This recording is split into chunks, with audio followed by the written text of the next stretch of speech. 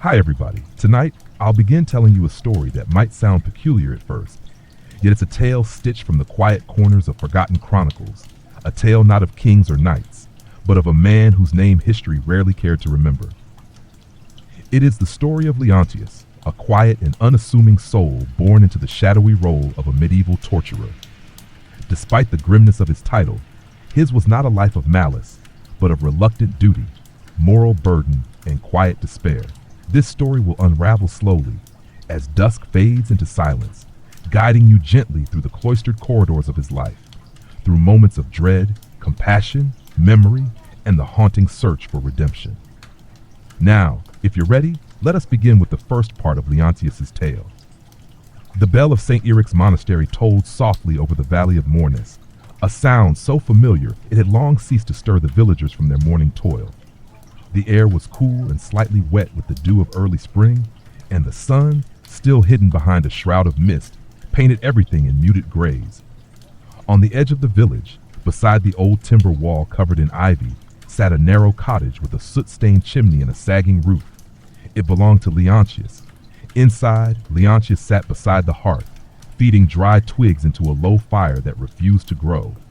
His hands were large and thick-skinned, not from prideful labor, but from years of enduring the chill of stone walls and iron tools. His tunic was plain, his hair thinning and ash-gray, though he was not yet old. The lines on his face, deep and weary, were not those earned by time, but by memory. He had risen before dawn, not from urgency, but from the habit of sleeplessness. Night seldom offered him rest. Dreams did not come to him. Instead, there were voices, faint and flickering like candlelight. Whispers of old pleas, distant cries muffled by thick doors and stone corridors. They did not torment him violently, but rather lingered like fog on a morning field, soft and ever-present. A small loaf of barley bread sat on the wooden table, beside a half-filled cup of goat's milk. Leontius stared at them but did not eat. Hunger came to him late these days. Instead, he opened the small chest near his bed and removed a thin leather-bound ledger. The pages were marked not with accounts or letters, but with records, names, places, dates, and short remarks written in his steady, precise hand. Today marked 10 years since his last official commission. 10 years since he had laid down the iron tongues, the ropes, the planks, and walked away from the dark room beneath the bailiff's hall. The tools were not his to keep. He left them behind without ceremony, as though slipping quietly from a room during prayer. And yet, every year on this date, he opened the ledger. He turned to a page marked with a black ribbon. The name was etched neatly at the top. Marilena of Brockton, age 28. Below it, fewer lines than usual. Only 5 words, refused to name the heretic. He stared at the words for a long while. Outside, the crows cawed low and hoarse from the trees, and somewhere in the distance, a dog barked. The morning world was indifferent to the memories unraveling quietly in his chest. It was not always like this. He had not always been a torturer. Leontius was born the son of a candle maker in the southern hamlet of Ilbar, far from the rocky courts of nobility and the iron-fisted halls of judges. His father, Master Cadrell, was a man of gentle temperament, who spent his days melting wax and shaping it with slow, loving hands. Their home smelled always of beeswax and rose oil. His mother, a quiet woman with wide brown eyes, taught him to read from a prayer book worn with use. They lived simply, though with warmth, but fate, ever a crooked weaver, took them during the winter sickness when Leontius was just 13. He was sent north to live with an uncle, a gaoler at the city prison of Rosenhall. That was where his path changed. Not suddenly, but slowly, as frost eats into a stone. His uncle, Garrick, was not unkind, but believed firmly in order.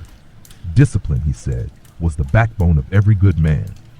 He taught Leontius to sweep the prison corridors, to keep quiet when passing the cells, and eventually to tend the minor punishments, binding wrists, fetching water, cleaning blood from the slats.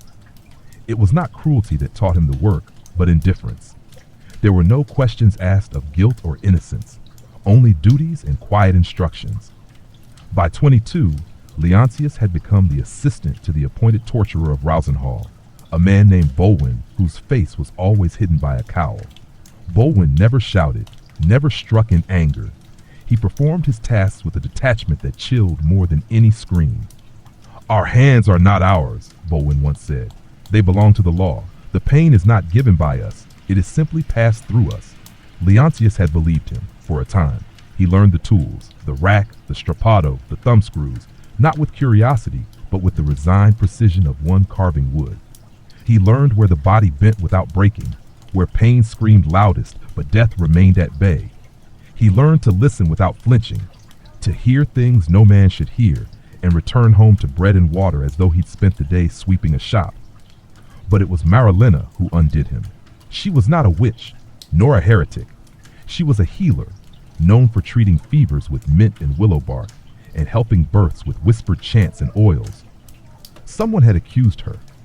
Perhaps a neighbor jealous of her popularity, perhaps a priest mistrustful of her remedies. The bailiff ordered her confession. Leontius had stood before her in the cold chamber beneath the court, the fire sputtering in the brazier, the iron tools laid out with cruel neatness. She looked at him with quiet eyes. She did not beg. She did not accuse. She merely said, "You are not this." He told her she needed to name the heretic, to give the name, and it would stop. She shook her head. The hours passed. The fire dimmed. The room filled with echoes of things he wished to forget. And when it was over, there was silence, heavier than anything that had come before. He had left that night. In the 10 years since, Leontius had lived on the edge of Mornes, alone, unbothered, quietly carrying the weight of what could not be undone. The villagers whispered of him, but no one asked too much. He helped with the sick sometimes, said little, paid his taxes in full. Now he stared again at Marilena's name. His fingers brushed the page like a prayer. Outside, the sky was beginning to lighten. The crows had flown. The fire at last was catching. Leontius closed the ledger gently and stood. He had somewhere to go today, somewhere he had not been in a very long time. And so began his journey, not toward forgiveness, for he did not believe he deserved it, but toward a kind of remembering. A walk through the buried alleys of his past, through the places where voices waited. The road out of Mornes curved gently alongside a stream, winding past the stone ruins of an old mill, now draped in vines and moss. The morning mist clung low to the earth, making the world seem soft-edged, dreamlike. Leontius walked slowly, his staff tapping the ground with each step, not out of frailty, but from a kind of measured deliberation, as if with each pace he weighed the memory it would uncover. He had not worn his old traveling cloak in years.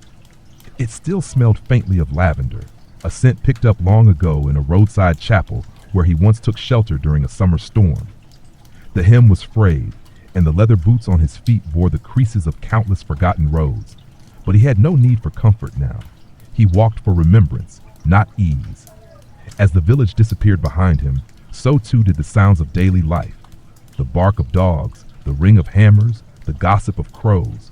In their place came the silence of the woods, broken only by birdsong and the rustle of wind among the leaves. It was here, in quiet places, that Leontius most often found fragments of what he had buried. He reached a bend where the stream forked and paused there, letting his eyes drift over the trees. Years ago, in this very spot, he had sat beside a young boy, scarcely 10 winters old, who had come running through the trees with blood on his tunic and fear in his voice. The boy's name was Wellen, the blacksmith's son. He had been hurt in a fall, a deep gash across his thigh from a broke cartwheel. Leontius had been passing by, returning from the market, and had torn strips from his own cloak to bind the wound. He had carried Wellen back to the village on his shoulders. That was before the villagers had known who he was. Afterward, they had grown wary. Parents would call children away when he walked near. Markets grew quiet when he entered. No one said anything cruel, but their silence was loud. They remembered what he had been, and in their minds, he still was. Yet not everyone had turned away. There was one who had remained, a woman named Alira. She was the widow of the scribe who once served the village reeve. Soft-spoken, thoughtful, and with a gaze that never wavered. Alira had lived alone since her husband died in the fevers that swept through the valley 6 winters ago. Though they were never close, she had once come to Leontius with a fevered child when no one else would. He had nursed the boy through the night. Alira never asked him what he had done in the cities. She simply brought a loaf of bread every week thereafter and left it by his door without a word. As the sun rose higher, Leontius reached the edge of the old forest, a patch of woodland that locals called Wintershade. It was not marked on any maps and had no paths. The trees here were older, their trunks twisted and thick with lichen. Few dared to go far inside, for it was said the woods held memories of the dead. Leontius knew that was not entirely untrue. He stepped beneath the canopy, and at once the air grew cooler. Light filtered through the leaves in shifting patterns, casting long shadows that danced across the forest floor. The earth was soft beneath his feet, and the silence here was of a different sort, not empty, but listening. He knew the way by instinct. He did not need markers. His feet remembered the turns, the inclines, the small clearings where moss grew thickest. Eventually, he came upon a narrow hollow where a single stone stood upright among the underbrush. It was not a grave, not officially, but it marked something nonetheless. Leontius approached it slowly and knelt. This was where Marilena had been taken after her release. Too broken to speak, her body failing in the weeks that followed. It was Alira who found her in the woods and brought her here. There had been no funeral, no rites, only a whispered farewell, and this stone, placed by Leontius himself. He did not know why he had chosen this place. Perhaps it was the silence. Perhaps it was the distance from all that was cruel. Or perhaps it was because she had once said she dreamed of a garden in a forest, where no one asked questions and the birds never fled from men. He brushed away the leaves gathered at the base of the stone and placed beside it a small bundle, lavender, rosemary, and thyme, wrapped in linen. The herbs were not chosen at random. They were the same Marilena used to carry in a pouch on her belt. She had said they kept nightmares away. He sat for a while, knees protesting softly, and listened to the forest breathe. "Forgive me," he murmured, though he knew it was not enough. The wind stirred the branches overhead. He did not expect a sign, nor redemption. But there in that quiet place, something shifted inside him. Not a lessening of the weight, but the faintest rebalancing, like the turning of a key within a lock that had long rusted shut. When at last he stood again, the sun had begun its descent. Light dappled through the trees in gold and pale green, and birds had begun to sing once more. He took a different path back, one less traveled, overgrown and narrow, that led not back to Mornis, but toward a hamlet nestled deeper in the hills, a place he had not visited in over a decade. As he walked, his thoughts wandered to the ledger he had left behind, to the other names written in it, names with fewer words, or sometimes none at all, faces forgotten by the world, voices remembered only in fragments. He had never been able to forget them, and perhaps, he thought, it was time to speak of them again. Not to confess, for there was no penance sufficient, but to remember them properly, to give them names beyond entries, to give them faces, stories, moments of humanity unrecorded by the courts or the scribes. He did not know yet where the road would lead, or who would be willing to hear such things, but he walked now with a quiet resolve. Behind him the forest closed its branches once more, and ahead the path bent gently toward the unknown. The hamlet of Eld Hollow sat in a sunken curve between two ridges, the roofs of its cottages nestled like sleeping animals among the trees. The paths were narrow and crooked, built more by habit than design, and the houses leaned against one another like old friends too weary to stand alone. It was a place time had chosen to overlook. Few travelers passed through it now. Fewer still remembered its name beyond the villages nearby. Leontius had not been here in 11 years. The last time, he had come by order, not by will. The steward of Eld Hollow had summoned him after a series of thefts had been blamed on a family of root diggers who lived at the edge of the woods. The man's own stores had been ransacked, and a silver icon, small and precious, had vanished. The bailiff's office had instructed a firm inquiry. Leontius had arrived on horseback, cloaked in gray, and was met with quiet eyes and doors that closed too quickly. He had not stayed long, but long enough to remember it. Now he walked, hood lowered, staff in hand. His face was older, lined in places once smooth. If any recognized him, they gave no sign. A few children watched from the corners of fences. An old man nodded once as he passed, but mostly there was silence. The midday sun hung heavily over the village, warming the stone walls and filling the air with the smell of heather and straw.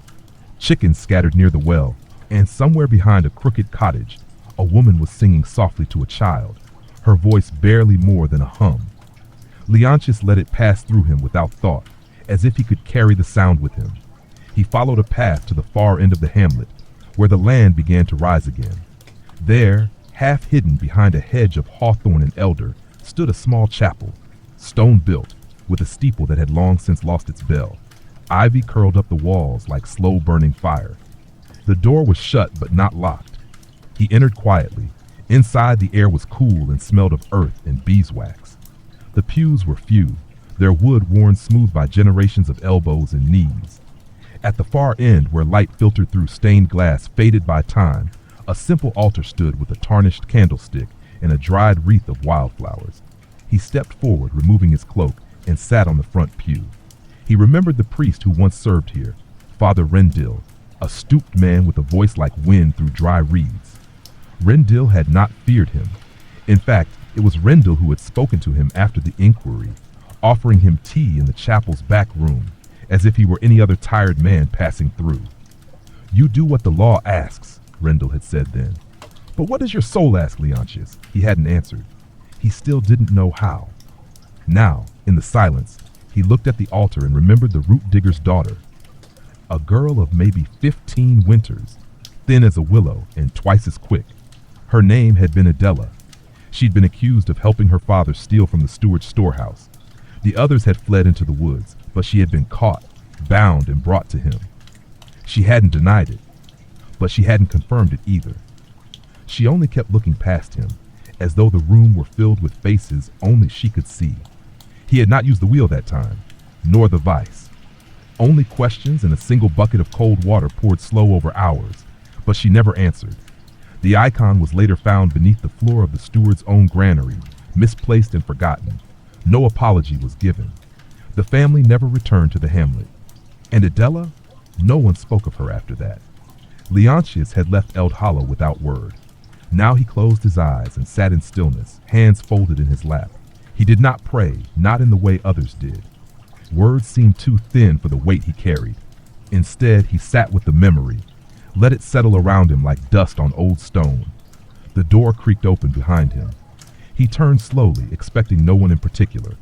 A figure stood in the doorway, a woman, middle-aged, with a shawl of faded blue and a face that stirred a distant recollection. "Leontius?" she asked, her voice cautious. He inclined his head, unsure if it was safe to speak. "I thought it might be," she said. "I saw you pass through the green. You've changed." He did not correct her. "I'm Marta," she said, Adela's sister. Her words struck like a bell rung too close. He had not known she had a sister. "I tend the chapel now," she added. After Father Rendil passed, he nodded once slowly. Marta walked down the aisle and sat beside him. Her hands were dry and freckled, her posture stiff with years of labor. "She didn't blame you," she said after a long silence. Leontius looked at her, puzzled. "Adela," Marta continued, "after. She didn't speak much, but when she did, she said you looked sad, that you didn't want to be there." His throat tightened. She thought that mattered. They sat for a long while without words. The stained glass cast soft colors over the altar, blues and golds shifting like candlelight. "I've kept her things," Marta said at last. "There's a letter she wrote. You should read it." He did not ask why it had been written or why it was kept. He only nodded. Marta stood and motioned for him to follow. They left the chapel and walked through the village together, past curious glances and cautious stares. She led him to a small cottage at the edge of the woods, where herbs hung drying beneath the eaves and smoke curled from a crooked chimney. Inside, it was warm and dim. A cat slept on a chair near the hearth. On a shelf by the window sat a small wooden box, carved with flowers. Marta opened it and handed him a folded piece of parchment, the edges soft with age. He held it in his hands for a long time before opening it. The writing was uneven, the ink faint, but the words were hers. "I saw his eyes," it began. "They were kind. I hope he finds his way out." Leontius read it twice, then folded it again, hands trembling. "She believed in mercy," Marta said, "even after all that." He looked at her and for the first time in years felt tears sting the corners of his eyes. He did not speak. There was nothing to say, only the silence of a life slowly unraveling, thread by thread, memory by memory. That evening, As the sky deepened into violet and the scent of peat fires drifted through the narrow alleys of Eld Hollow, Leontius sat alone on a low stool outside Marta's cottage, the letter resting in his lap. The wind stirred gently through the trees, carrying with it the songs of hidden birds and the creak of distant shutters. A thin thread of smoke rose from the chimney above him, curling upward like a whispered memory. The words Adela had written lingered in his thoughts, each syllable like a feather brushing against wounds he had long believed sealed by time. They were kind, she had said. Kind, a word he had never dared apply to himself, not since the chamber beneath the bailiff's hall. And yet, she had seen it. A girl in chains, cold and frightened, had found something within him that he himself could not name. He did not feel comfort. He did not feel peace. But he felt something new, something brittle and unfinished. A beginning of thought that had not formed in him for many years. Behind him, Marta moved quietly about her kitchen. She did not speak of the letter again. She did not ask him what he would do with it. That kind of silence was not uncomfortable between them.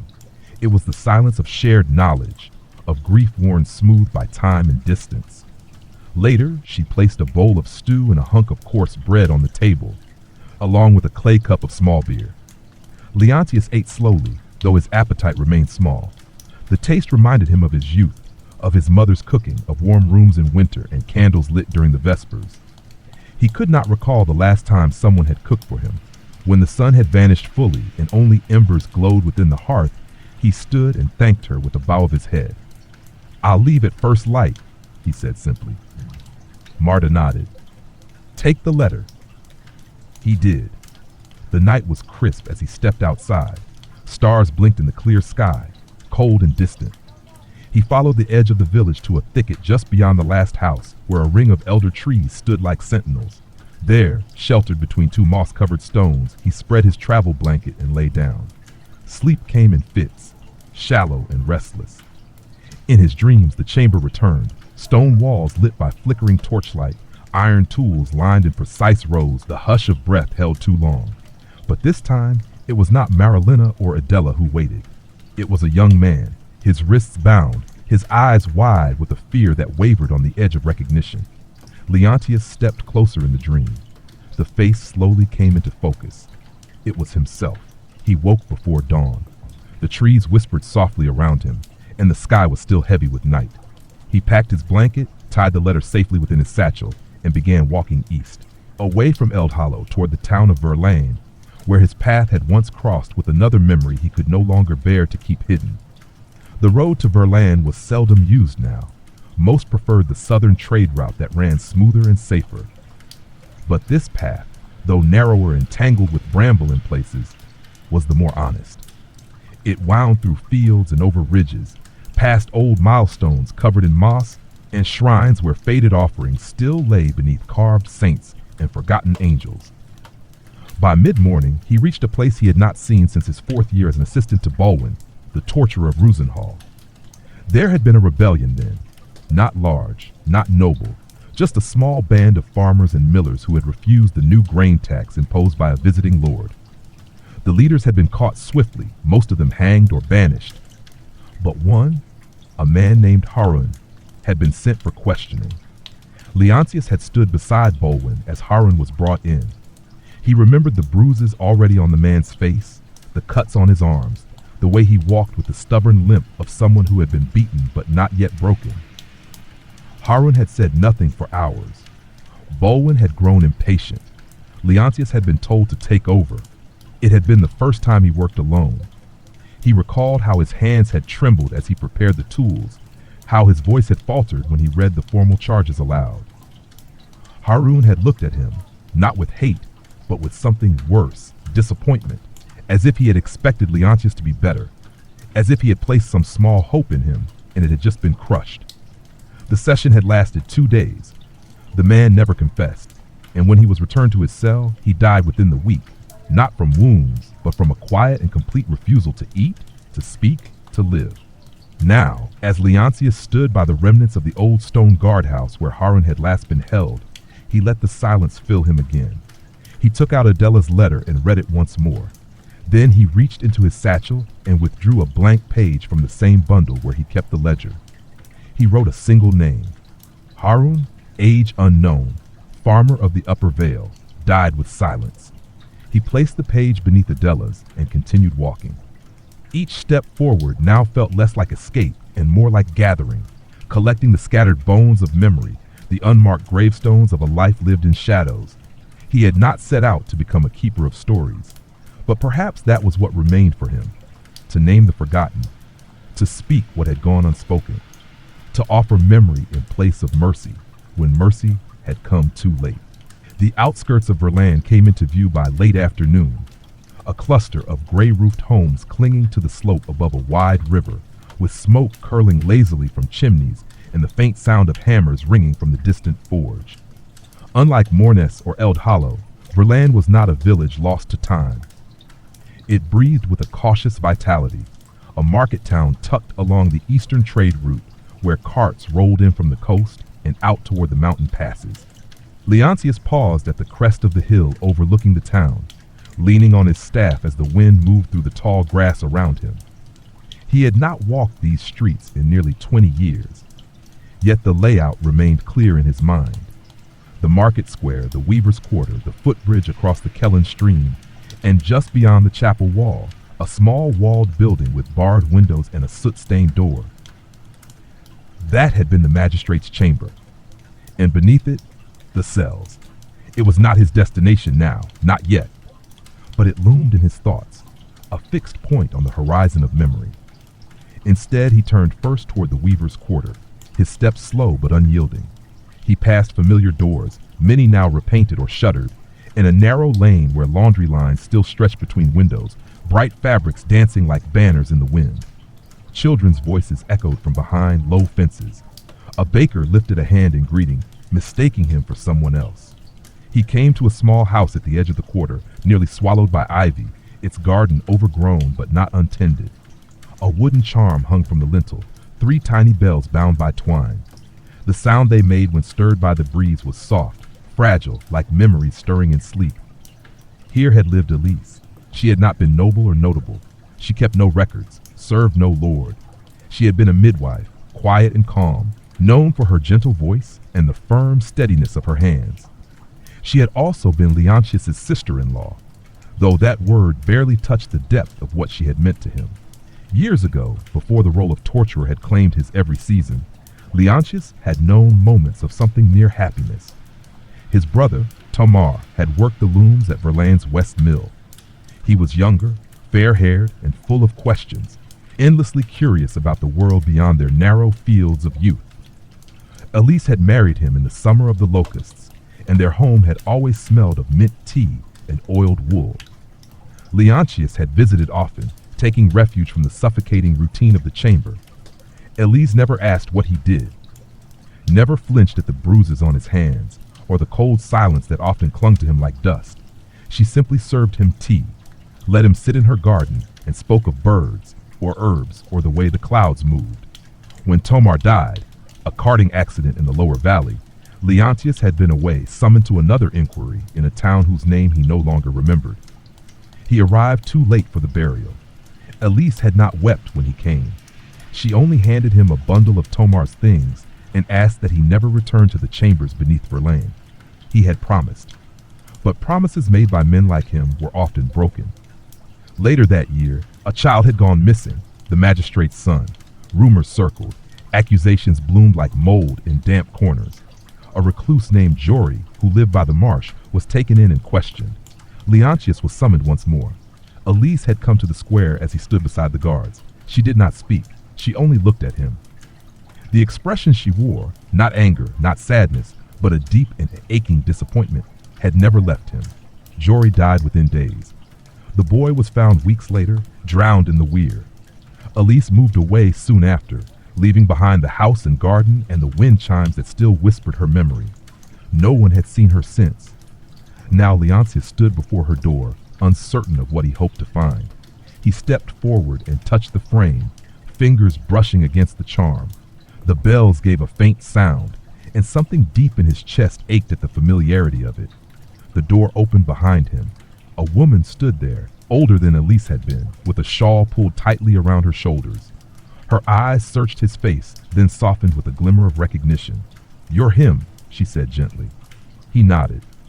"I bought the house from her. She left no message, but she asked that it go to someone quiet." Leontius tried to speak, but the words gathered in his throat like stones. "She left a book," the woman continued. "It's about plants. There's writing in the margins. I thought, perhaps, it was meant for someone." He followed her into the cottage. Inside, much was unchanged. The same wooden table, the same shelves lined with jars of dried herbs and flowers, though dust now rested in the corners. The woman handed him a small leather-bound book with a faded clasp. He opened it slowly. The pages were filled with notes, sketches, observations, the knowledge of a healer's careful years. But here and there the ink changed, grew sharper, more personal. "He still comes sometimes. He thinks I don't see him in the market. But I do. He has no place for peace, but I wish he would sit beneath the fig tree again. He used to smile there. Some men walk with their sins like lanterns, others bury them until they grow roots." Leontius turned the pages with reverence, as though each word could crumble if he pressed too hard. At the end, a final note in Elise's hand. "Tamar would have forgiven you. So must you." He closed the book and held it to his chest. Outside, the sun was beginning to lower behind the ridge, casting long shadows over the roofs of Verlaine. The forge bell rang once, twice, calling the workers to rest. Leontius stepped from the cottage, the book wrapped carefully in cloth. He walked without aim now, his path unmarked, his thoughts scattered like leaves in a sudden breeze. He carried no map, no destination, only the burden of what had been and the fragile weight of words left behind by those who had once held him with quiet hope. He did not know if he would find Elise again. But in the sound of the bells, in the scent of mint from the garden's wild edges, he had found something nearly lost. And so he walked on into the descending twilight with the letter of a girl, the journal of a healer, and the names of the forgotten stitched quietly into his heart. The road east of Verlaine was flanked by wild hedgerows and dry stacked walls, their stones dark with age and lichen. Evening drifted down like a soft curtain, and Leontius moved quietly along the path, his staff tracing a gentle rhythm against the packed earth. He did not look back toward the town, the garden, the wind chimes, the book pressed against his ribs. They had become part of him now, stitched into the slowly unfolding journey he did not yet understand. He walked until the sky turned fully to ash, and the stars blinked into place like old companions returning one by one. At the edge of a farmer's fallow field, he found a low grove of alder trees and made camp there, unfurling his blanket and placing a stone near his feet to warm by the small fire he kindled. Sleep did not come easily. He stared upward for a long time, watching the branches sway above him, the stars between their limbs forming patterns he could almost remember from childhood. He thought of Elise's journal, of Adela's letter, and of the blank pages tucked within his satchel. Pages that, until now, had seemed more like a burden than a mission. Perhaps he had carried them only to remember, but perhaps they were meant for something more. In the gray hush before dawn, a thought rooted itself gently in his mind. What if the ledger he once kept for duty could be rewritten, not with charges and dates, but with the names and stories of those who had vanished into silence? He rose with the first rustling of birds in the hedgerow, packed his belongings, and continued east. By midday, he reached the village of Sereth, a quiet place surrounded by low stone terraces and apple orchards. The harvest was still weeks away, but the trees were heavy with green fruit, and the scent of pollen drifted thick on the breeze. He did not mean to stop, but as he passed the churchyard near the village green, he saw a small wooden board posted near the gate, handwritten notices pinned with brass tacks. He paused. There, amidst the faded missives and market lists, was a newer sheet of parchment. It bore a simple heading, "Seeking Accounts of the Forgotten." Beneath it, a brief note, written in a careful, educated hand. "To any who recall the names of those lost in the service of truth, we gather their stories for remembrance. Leave word with the canner's wife. No judgment, no coin." Leontius stared at the words for a long time. It seemed absurd that such a thing existed, an open call for memory in a world so eager to bury the past. But perhaps others too had grown tired of silence, perhaps there were more like him. He entered the churchyard through the lichen-covered gate, past old stones leaning at tired angles. He did not linger among them. Instead, he walked up the path to the chapel's side door and knocked gently. It was answered by a woman of about 50, with dark hair streaked in gray and a linen apron dusted with flour. She blinked at him, puzzled but not unkind. "I saw the notice," he said. Her eyes searched his face. "Come in," she said quietly. Inside, the chapel was simple. Wooden pews, bare walls, a single stained glass panel showing Saint Rhiannon weeping over a broken sword. The woman led him to a side room where a table stood, scattered with papers, candles, and bundles of dried lavender. "My name is Liera," she said. "I keep the ledger." He nodded and removed the journal from his satchel, not his own, but Elise's, and laid it gently on the table. "I don't know if these are the kind of names you seek," he said. "They were never tried, never exonerated. Some weren't even buried." Liera opened the book, leafing through its pages with practiced care. "This is more than we hoped for," she said. "Most who come can barely recall the spelling of a name. But you," she paused, studying him. "You were one of them, weren't you?" Leontius did not answer. She did not press him. Instead, she fetched a small leather-bound volume from a shelf and opened it beside Elise's journal. The handwriting varied by entry. Some neat, some hurried, some barely legible. She turned to an empty page and dipped a quill into a well of dark ink. "Tell me one," she said. And so he did. He told her of Harun, the farmer from the upper vale, who had refused to speak. He described the damp cell, the pressure from the magistrate, the silence that had weighed heavier than any chain. He described Harun's eyes, which had remained steady even as his body gave way. Liera wrote without pause, her pen gliding silently across the page. When he finished, he sat back, drained but strangely lighter. "Would you like to add his name to the memorial?" she asked. "There's a memorial?" She nodded. "A stone wall at Marenhill, unmarked to travelers, but each name is etched by hand. No titles, just names." Leontius hesitated, then nodded once. She wrote it carefully, in thick block letters atop the page. Harun. He stood after that, ready to go, but Liera placed a hand on the journal. "Will you leave this?" He thought of Elise, of her voice in the garden, of the tea she brewed with rosemary and apple peel. "She meant it to be read," he said, and left it there. Outside, the day was bright and the wind sweet with lavender and dust. He stepped onto the road again with his satchel lighter, and his steps somehow steadier. The blank pages remained, but no longer as weights. They were spaces now, places where silence might become voice.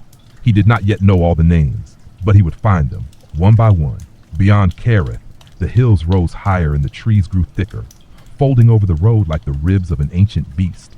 Leontius walked steadily, a quiet figure beneath the boughs, his cloak gathering the dust of summer paths and his staff worn smooth from years of gripping. There was no map in his hands. The direction he traveled was drawn from memory, not of places, but of moments. He carried only what he needed now. A satchel with water, a pouch of dried oats and apples, the ledger of blank pages and the names already committed. Adela, Harun, Marilena. Their presence no longer haunted him as before. Instead, they walked beside him in silence, companions bound not by breath, but by truth long withheld. By dusk, he reached a forest clearing that opened like a held breath between tangled thickets. Here, the ground was soft with pine needles, and the scent of resin hung thick in the air. He knelt beside a trickling stream and drank slowly, cupping the water with both hands. Then he rested. The clearing, he remembered, was once a path in itself, the old trade route to Fenlock, long abandoned after the floods rerouted the merchant caravans. But Fenlock still stood, a faded town tucked beside a broken river bend. And it was there that another name waited. He set out again at first light. The path narrowed as it wound between moss-covered rocks and blackthorn trees, their twisted limbs forming dark arches overhead. Occasionally he passed the remnants of old markers, shattered stones, broken signposts, half buried in creeping vines. Each one reminded him of the impermanence of verdicts and voices. By midday, the woods began to thin, and the sound of moving water returned, louder now, closer. The river Lenvin curved into view, its current sluggish, its banks cluttered with driftwood and reeds.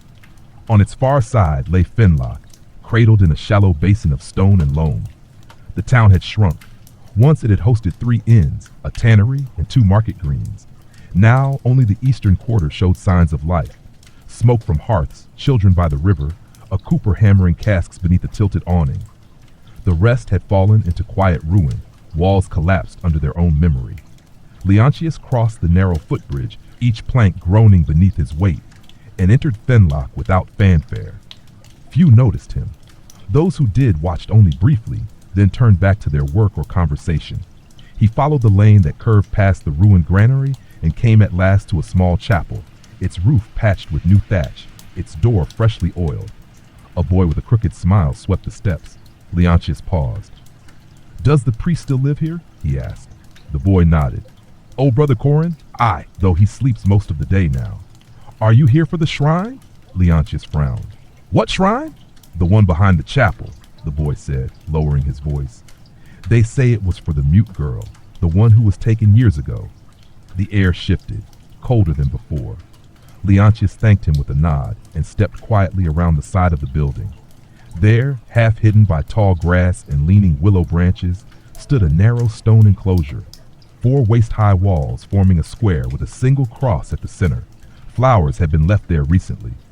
Wildflowers, no formal arrangement. He approached slowly. He remembered her now. Her name was Briona. She had never spoken, not from fear, but from something deeper, a silence of birth or fate. She'd been found wandering the woods one spring, barely older than 10, and taken in by the townspeople of Fenlock.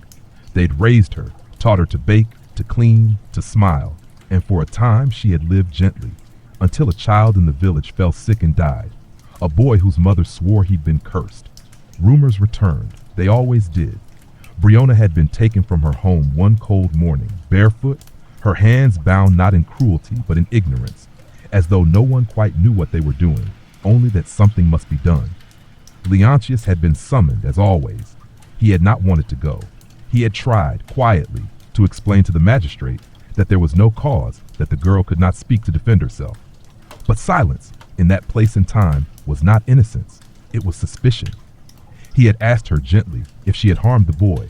She had shaken her head, her eyes wide, her lips unmoving. They had placed her on the table. He had refused to proceed. The magistrate called in another. By the time he returned the next morning, she was gone. A shallow grave, a name unspoken, a lesson forgotten. Now he knelt by the shrine and ran his fingers across the base of the cross. Someone had etched her name faintly in a child's hand. Briona. He opened his ledger and added her. Briona, he wrote, of Fenlock, mute, gentle, accused in fear, buried in silence. Then he took a bundle of herbs from his satchel, thyme and willow bark, and laid it beside the cross. The willow branches swayed above him. He remained there for some time, watching the light shift across the stones. The sound of bees came and went. Footsteps crunched in the grass. A girl bringing fresh flowers, who paused when she saw him but said nothing. She laid her blossoms down, nodded to him once, and left. He stood slowly and returned to the road. The sun was dipping now, casting long gold lines over the rooftops and across the river. He walked north, toward the marshlands and the ruins of an abbey where one more name, long buried, waited to be spoken once again. He did not rush. Some names required silence before they could be remembered. The land beyond Fenlock gave way to wetlands, a vast expanse of slow water and reed-choked channels that gleamed under the setting sun like dull metal. The air grew thick with the scent of loam and peat, and dragonflies traced lazy arcs over still pools. Leontius walked along the causeway.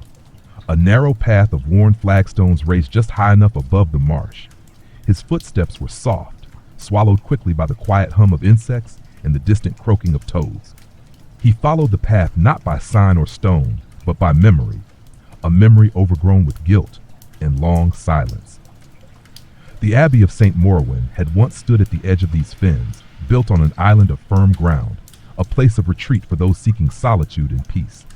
In his early years as assistant to Bolwin, before the true weight of his profession had taken root in his heart, he had been sent there for a single purpose, to interrogate a nun. Her name was Serene. Even now, the name came gently to him, not with the bitterness of accusation, but with the hush of reverence, like a prayer spoken in an empty room. Serene had been no more than 20, her vows still fresh, her voice soft as moth wings. She had written a series of letters to a lord's daughter, letters filled with words of tenderness and longing, though they never spoke of the flesh. Someone had found them. Someone had seen danger in them. The church sent word. The Lord demanded answers, and Leontius had been sent to find the truth. He had not known what he expected. Perhaps defiance, perhaps fear. What he found instead was a woman who sat in silence and answered his questions with unwavering calm. Yes, she had said. I loved her. I still do. She had not tried to excuse herself. She had not pleaded. She simply spoke as though truth were a garment she wore without shame. He remembered the way she looked at him, not accusingly, but with sadness. Not for herself, but for him. You do not have to become what they expect of you, she had said. He had replied with a phrase he had used too often in those days. It is not for me to decide. Her hands were bound, yet her voice was freer than his had ever been. He did not touch her. Not then. Not ever. He returned to the city and told Bolwin there was no danger, no plot, no heresy. He lied to the church on her behalf. For the first and perhaps only time, he had broken the code of his office. The abbey was closed the following year. Officially, it was due to flooding. Unofficially, the rumors had lingered too long. The sisters were scattered to other houses. Serene had vanished. Now, as he reached the end of the causeway, the marsh gave way to a cluster of half-sunken stones. Moss covered the remains of the outer walls, and reeds pierced through the broken flagstones of the nave. Ivy hung like old banners from what little remained of the cloister. The air was still, reverent, untouched. Leontius stepped carefully through the broken archway where the abbey's great door had once stood. There was no roof, only the sky above, heavy with dusk and the first stars peering through its veil. The chapel was open to wind and time now, its altar nothing more than a slab of worn granite, its pews long crumbled. But the place remembered. The silence remembered. He walked to the altar and knelt beside it. There, beneath the stone, in the hollow where candles once rested, someone had placed a small bundle, cloth wrapped around dried petals, tied with a faded blue ribbon. A token of remembrance. He touched it gently, then opened his ledger. Serene, he wrote, sister of St. Morwen, loved without shame, silenced without cause, spoke truth without cruelty. He closed the book and set it upon the altar. The marsh wind sighed through the broken walls. A heron called in the distance. The sky above had deepened to indigo. He sat for a while on the stone, letting his body rest, letting the memories unfold without resistance. He did not cry. He had not cried for many years, but his throat tightened with something close, not sorrow, but a deep and aching reverence for the courage of those he had once been sent to undo. When at last he rose, he took the cloth bundle from the altar and placed it within his satchel. He would carry it now, not as a relic, but as a promise, to remember not only those who had been harmed, but those who had stood unshaken in the face of it. He left the abbey as night fell in earnest. The stars shone brighter now, scattered across the sky like 1,000 quiet witnesses. Behind him, the marsh swallowed the last of the stone with gentle hands, and before him the road bent northward, where the mountains waited, and within them the name of a boy whose face he could never forget. The path into the northern highlands narrowed as it climbed, winding between ridges of crumbling shale and pale grasses that whispered against one another in the breeze. The marshes lay far behind now, and with each step upward, the air grew thinner, sharper, touched by the distant breath of snow still hidden in the shadows of the crags. Leontius pulled his cloak tighter, though the cold did not trouble him deeply. He had walked this road once before, many years ago, when his legs were stronger and his heart more calloused. The boy he sought had not lived in a town, nor even a village, but in a scatter of huts high on the shoulders of Mount Vinar, where shepherds kept flocks and rain came sideways against the stones.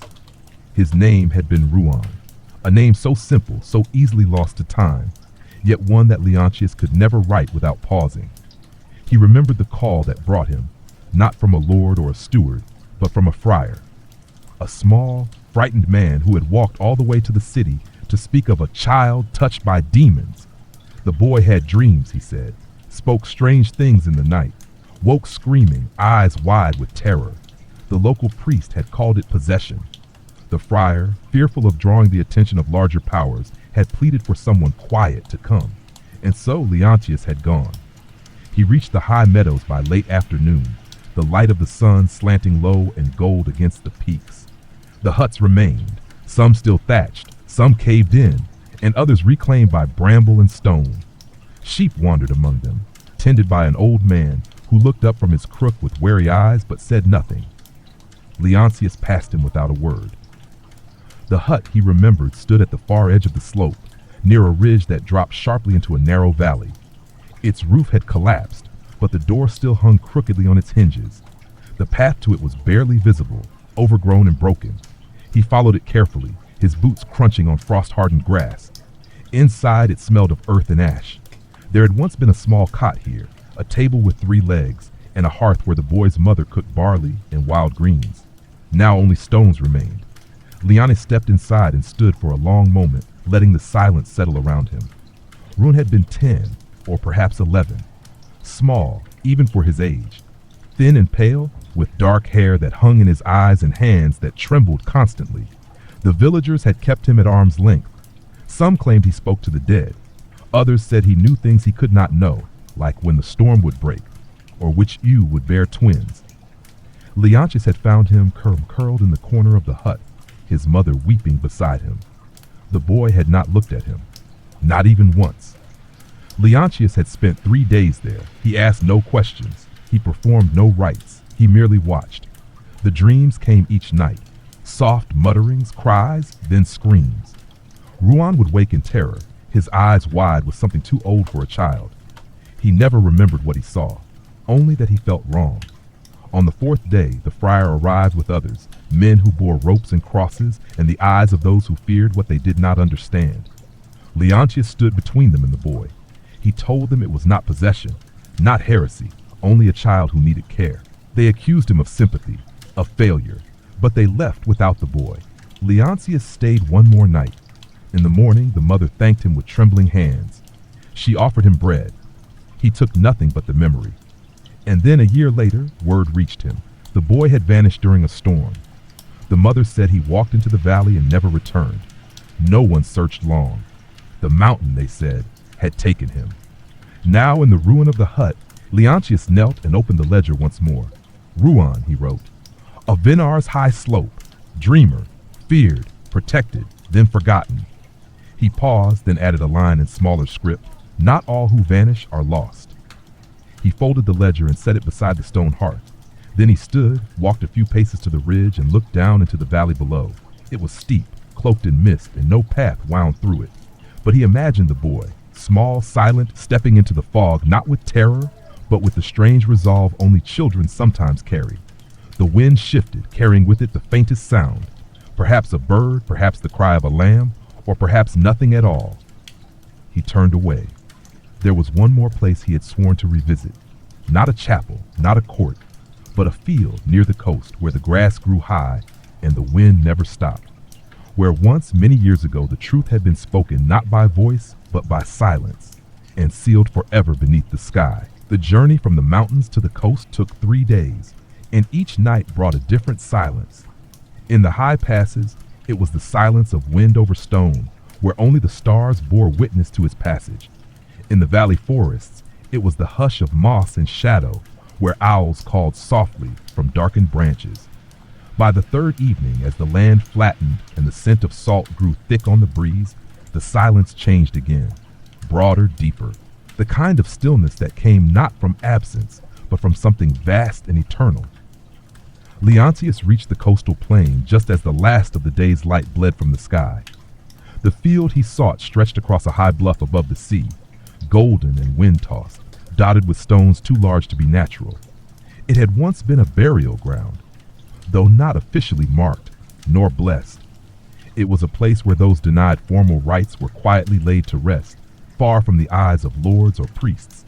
He stood at the edge of the field for a long while. The grass moved in waves, stirred by a wind that rose from the sea and never seemed to tire. Below the bluff, the shoreline curved gently away, dark rocks slick with foam, gulls wheeling and crying above the surf. The sky above held the last vestiges of pink and indigo, streaked like a forgotten painting. The boy's name had been Oren, not a prisoner, not an accused, just a child in the wrong place at the wrong time. Leontius had been newly appointed in those days, still learning the rules of procedure, still believing in the careful separation between duty and conscience. Auron had been caught wandering the marketplace during a time of panic. A fire had swept through the alehouse quarter, and rumors of sabotage had spread like sparks on dry grass. He had no family, no place to belong, just a pair of sharp eyes and a silence that unsettled the guards. They took him in. No one knew what to charge him with. No theft, no words spoken against the crown, no sign of malice. But the magistrate had demanded a name, any name, to satisfy the crowd. Leontius had been told to question him.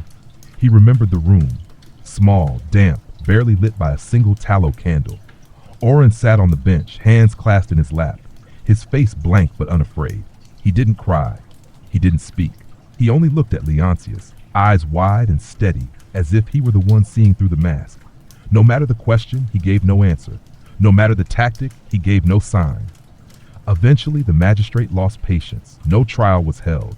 No charges were read. Auron was taken in the night and buried in the field by the sea, not for guilt, but for silence.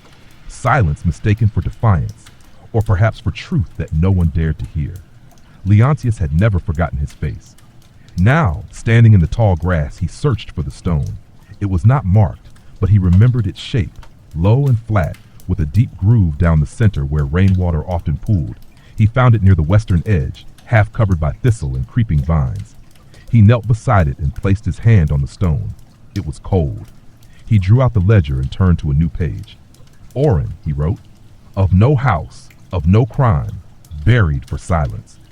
Then, beneath it, a single line, the truth needs no words. He sat there for a long time. Above him, the sky darkened into velvet, and the stars emerged like old scars in the heavens. The sea below whispered against the rocks, relentless and soft, a lullaby without end. He thought of how many had been swallowed by silence, not only those who died, but those who lived on, unable to speak of what they had seen, what they had lost. He opened the satchel and withdrew the bundle he had taken from the ruined abbey, the cloth-wrapped herbs left at Serane's altar. With quiet fingers, he unwrapped it and scattered the contents over the grass, letting the wind carry thyme and lavender across the field. A gift, not for the dead, but for the silence. From the shadows behind him, a voice. You remember them. Leontius turned slowly. A figure stood at the edge of the bluff. A man, thin and gray-haired, wrapped in a traveler's cloak. His face was unfamiliar, but his eyes held a knowing softness. I've watched you, the man said, since the marsh. You carry a burden few dare to lift. Leontius said nothing. Do you write them all? I try, Leontius replied. The man stepped closer, then knelt beside the stone and placed his hand near Leontius's. There was a girl, he said. I never knew her name, only her screams. It was years ago. They brought her to the court in Braston. I was young. I did nothing. Leontius reached into the satchel, withdrew a page and handed the man a quill. Then write her. The man stared at the blank page and for a long moment did not move. Then slowly he bent over the book and began to write. They sat together long into the night.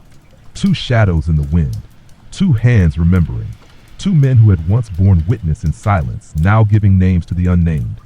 And above them the stars continued to shine. They parted just before dawn, as the sea mist began to roll in, blurring the horizon with its quiet gray veil. The stranger left without a word, his cloak already damp with salt and dew, his steps slow but resolute. Leontius watched him disappear down the ridge path, then turned his gaze back toward the field, now silvered by the early light. The page the man had written remained open in the ledger. There, in unfamiliar but steady script, were the only words he had offered. She sang while they bound her hands. I do not know why that broke me more than her screams. I remember her voice. Let that be enough. Leontius did not know the girl, did not know when or why or how she had died. But now she had a place, a line, a name remembered not for who she was, but for what she had endured, and the witness who had failed her once, now quietly honoring her in ink. He folded the ledger and placed it gently in his satchel, then rose and turned away from the sea. There was still one name he had not yet faced, a name that lived deeper than the others, lodged not in memory, but in marrow. It was the name he never wrote, the one he had tried to forget by hiding it beneath all the others, his own. He walked inland for several days, through fields of barley and heather, through towns too small for maps and roads too narrow for carts. He passed shepherds, merchants, and once a pair of children who followed him at a distance until he turned and smiled. Then they ran, giggling into the bracken. He rested in old chapels at the edges of orchards, in the hollows of trees. He spoke little, slept little. The further he traveled, the more vivid the old places became, not as they were now, but as they had once been. The court of Rosenhall, the cold chamber beneath the city hall in Stavenbrook, the narrow stone cell in Cordellan where the walls bled condensation and screams had nowhere to escape. And always the ledger grew heavier, not from its weight, but from what it asked of him. Each name he wrote, each story he carried, pressed closer against the name he had avoided. Leontius, torturer.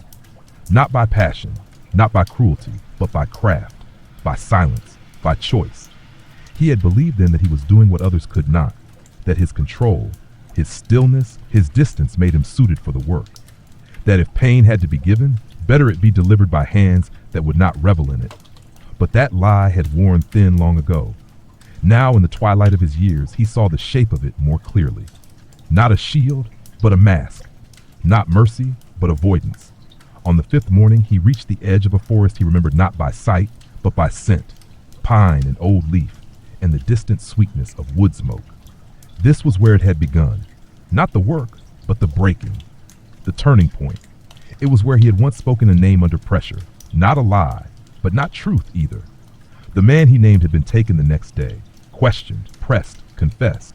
Whether by guilt or exhaustion, Leontius never learned.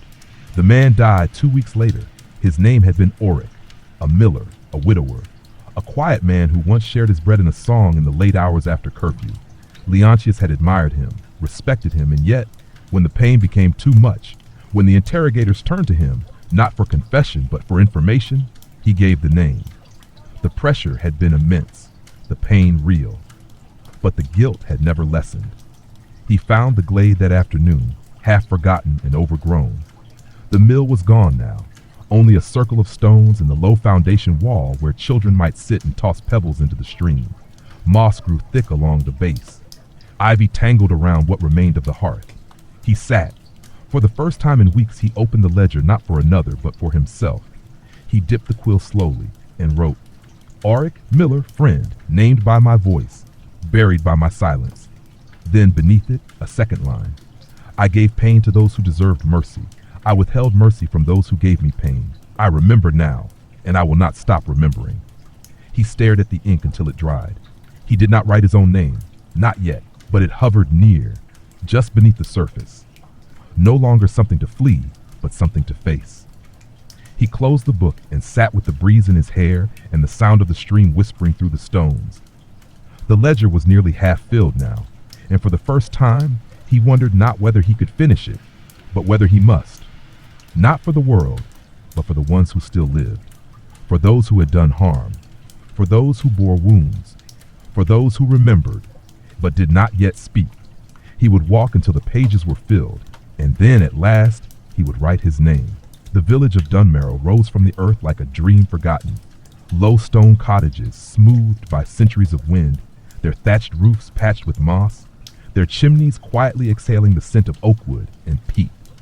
It lay nestled in a valley few travelers sought, circled by hills and crumbling fences, and wrapped in the hush of those who had learned to live without expecting visits or news. Leontius arrived at the edge of the village just after twilight, his cloak weighted by sea mist and memory. The road that brought him had been narrow and winding, flanked by hedgerows so high they seemed to lean together like whispering figures. Now as he stepped past the boundary stone, barely legible beneath centuries of rain, he felt the air shift, not in chill, but in weight, as though the ground here carried not just the living, but the breath of those never named. He had not come here before, not for duty, not for judgment. But Dunmarrow had been spoken to him once, not by a record, not by a cry, but by the glance of a girl long ago, a girl named Talon. She had come to Rosenhall in the company of a merchant caravan, one of the rare few permitted within the city during a time of plague. She was not more than 17, with eyes too old for her years and hands wrapped in rough linen as though always cold. She had been caught stealing bread. The law required a hearing. The court demanded names. When she was brought to Leontius, she said nothing of herself. But when asked where she was from, she had paused and spoken one word only: Dunmarrow. The name had stayed with him. It carried a weight, a finality. And now, decades later, it was the only trace he had of her. No one remembered Talon after that first interrogation. She was never entered in the court's books, never mentioned in the punishments ledger. She had simply vanished. Whether by release or removal, or some quieter fate, he never knew. But her silence had spoken more than any confession. And now, he had come to find whatever remained. He passed a group of boys playing with carved stones by the well. Their laughter stopped briefly as he passed, but no one called out.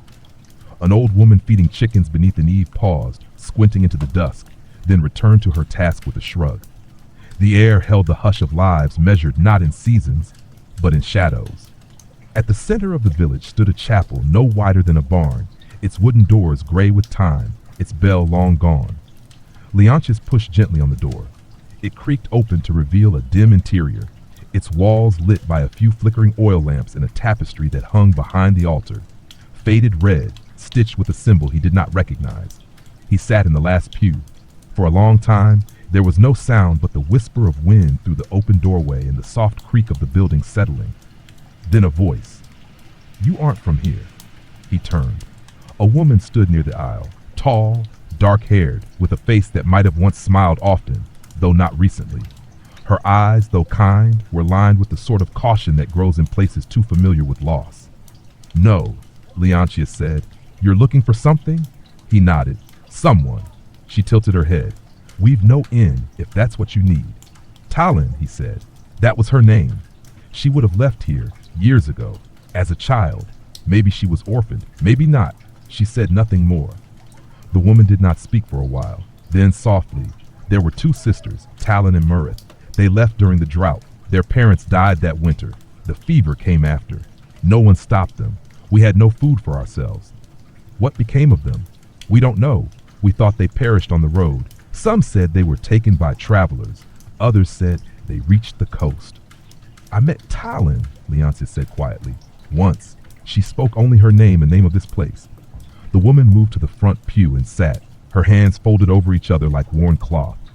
"I remember her. She used to sing when she thought no one was listening." Leontius removed the ledger from his satchel. Slowly, deliberately, he wrote, "Talon of Dunmarrow. Carried silence beyond the gates, remembered by a song no one heard." Then he turned the page and hesitated. The woman's voice broke the silence. "Myrith lived." He looked at her. "She came back 4 winters ago, not as a child, not broken, but as someone who had survived. She built her life elsewhere, wouldn't say where, but she came to bury something. Not a body, I think, just a piece of memory." "Where?" The woman stood and led him out into the starlit night. They walked past the edge of the chapel, beyond the last cottage, and through a narrow trail where the grass reached their knees. At the top of a gentle hill stood a single stone no taller than a knee, its surface unmarked. "She sat here all day," the woman whispered. Then she placed the stone, didn't speak, didn't cry, just stayed. Leontius knelt beside it. He did not know what the stone marked: a sister, a sorrow, a life unlived. But he felt the shape of it, heavy with the silence of those who endured without word and lived without witness. He opened the ledger again. Myrith, sister to Talon, returned not to mourn, but to lay down the weight of memory. He closed the book, then placed a hand on the stone. The stars above them shimmered without urgency, the night stretching outward like a breath not yet released. In the distance, the sea murmured against unseen cliffs, and Leontius remained still, listening to the silence grow deep around him once more. Morning came slowly to Dunmarrow, diffusing through the mist that clung to the valley like an old shawl. The sun did not rise so much as appear, pale, veiled behind layers of cloud, casting no shadows, only a soft and colorless light that touched the edges of stone walls and low roofs. Leontius left the chapel grounds before the village stirred, his steps muffled by dew-drenched grass. He did not look back.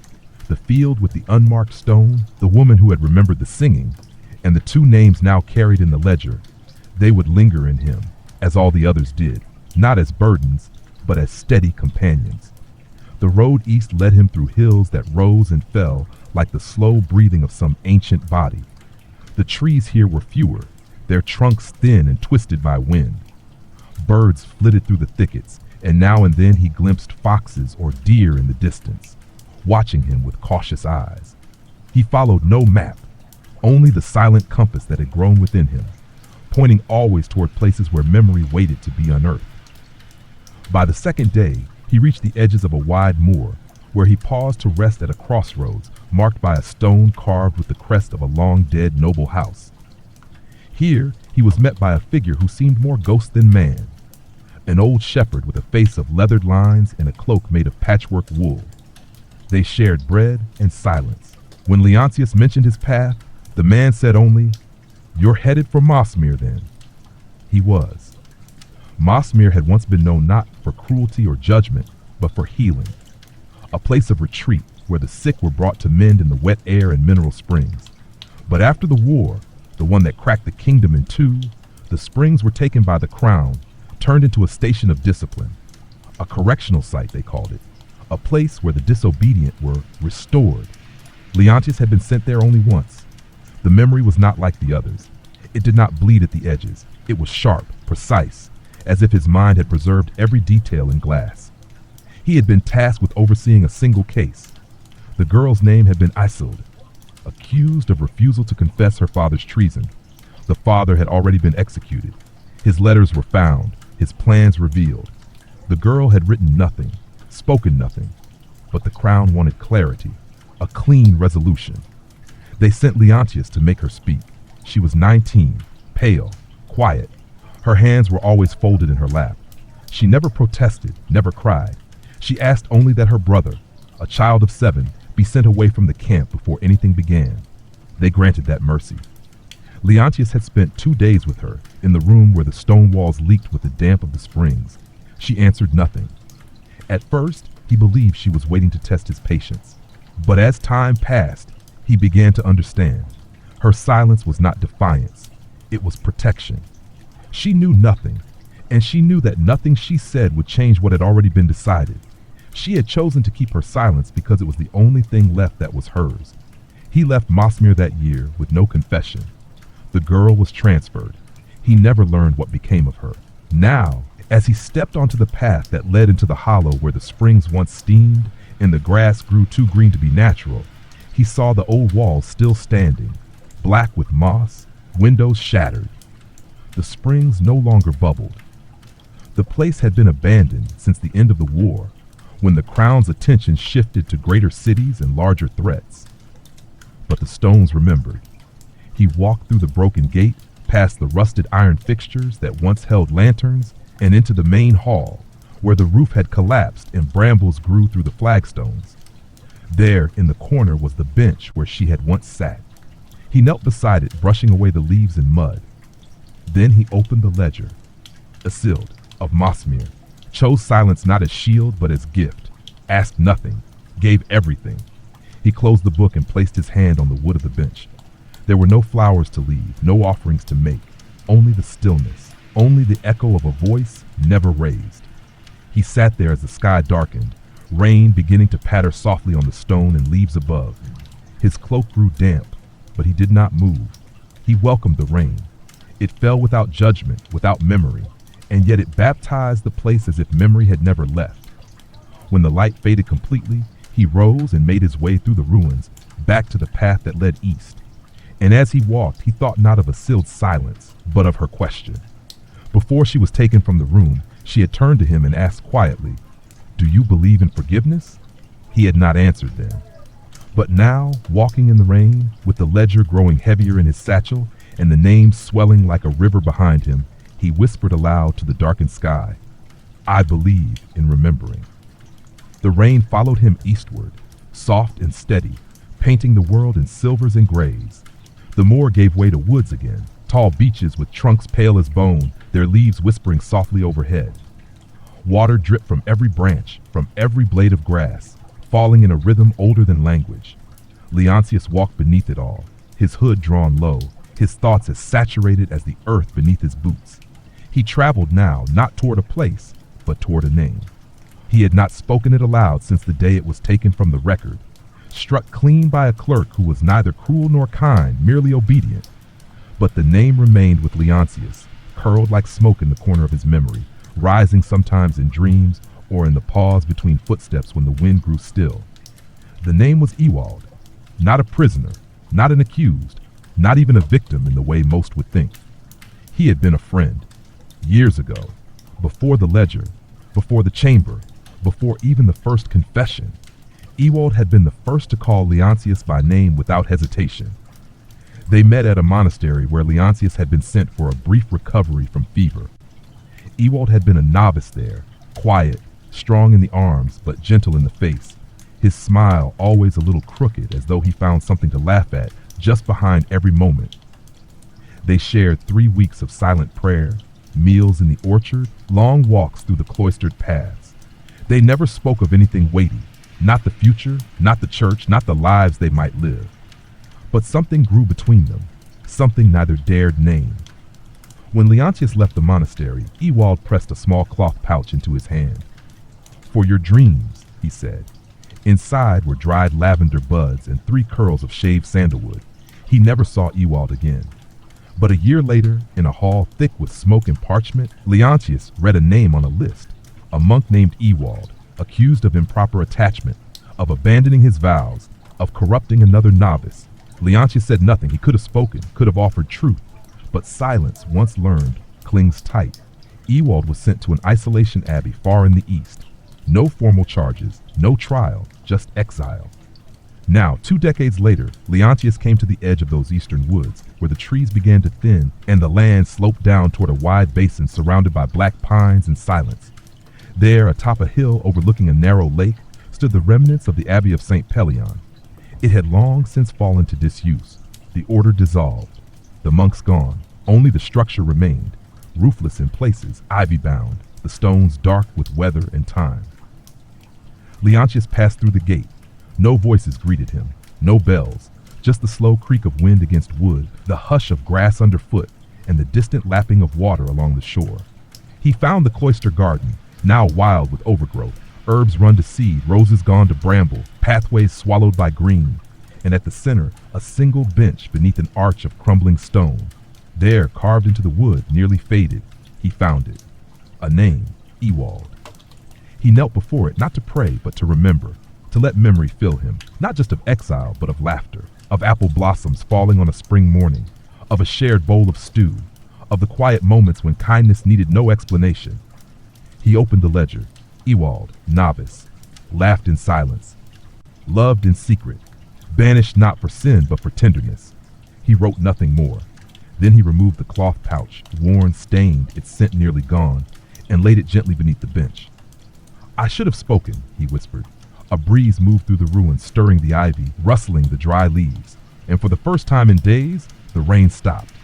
Light broke through the clouds above, touching the bench, the stones, the page still open in his hands. He let it shine for a while. Then slowly he rose and stepped back through the garden, through the silent cloister, and down the hill.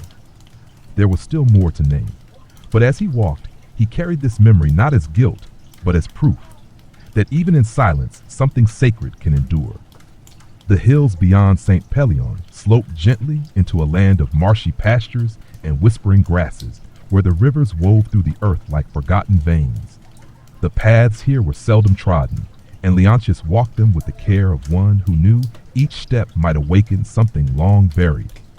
The earth was soft underfoot, sodden from days of rain, and the reeds swayed with a rhythm older than memory. It was not by design that he came to the village of Brathlight, but by the pull of something less tangible, a thread woven from an old conversation, a name heard once and never spoken again. He had come across it years ago in a ledger not his own, a passing mention in the account of a village judgment. The details had been scant. A girl accused of defiling holy space. The punishment was unclear. The outcome unwritten. But the village's name, Brathlight, had stuck with him, not for its infamy, but for its quietness. Most wrongs done in shadow never reached the cities. They were smoothed over by local tongues, sealed behind closed doors, lost in the churn of daily toil. But not forgotten. The village appeared through the mist like something conjured. its houses low and close together, their windows shuttered even in daylight. There was no church bell, no sign of recent repair. Chickens pecked listlessly in the yards. The few people he passed looked at him with guarded eyes but said nothing. At the center of the village stood an old chapel, its steeple broken at the top, the cross long since weathered away. He approached the door, found it unlocked, and stepped inside. The air was thick with damp and dust. The scent of mildew clung to the stone walls, and the wooden pews were warped with age.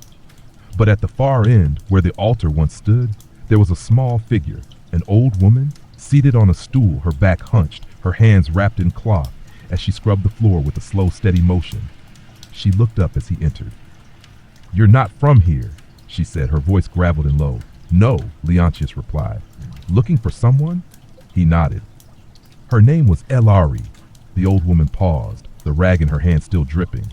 Her eyes narrowed slightly. "She was just a child," she said. "I know. They said she wandered into the chapel at night, said she left marks in the dust, drew things on the altar." "Did she?" "No one ever proved it, but fear doesn't wait for proof." Leontius sat in the first pew. "She was sent away?" he asked. The woman shook her head slowly. "She was made to confess, here, before the altar, before the elders. She didn't know what she was saying. They repeated the words, told her to say them. And then, she died that winter. Fever, they claimed, but she was never the same after that night." The silence that followed was long.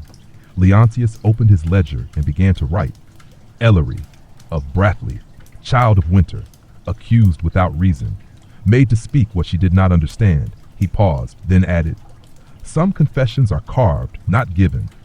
The woman had returned to her scrubbing, slower now.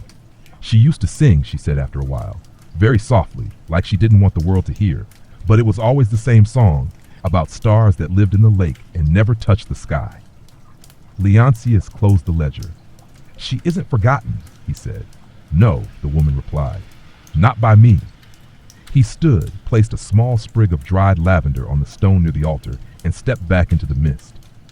Outside, the wind had risen, curling through the empty lanes, rattling shutters and stirring ash from forgotten hearts. He followed the edge of the village until the houses faded behind him, and the fields opened once more, vast and waterlogged, stitched with fences half sunken in the bog. He did not look back. The ledger was heavier now, not with sorrow, but with truth, with memory, with names once erased and now restored. And ahead of him he knew more waited, not just the forgotten, but those who had done the forgetting. The road turned rougher as it bent north, skirting the edge of a long, narrow lake that stretched like a mirror beneath the sky. The trees here grew taller, darker, their trunks wrapped in lichen and silence.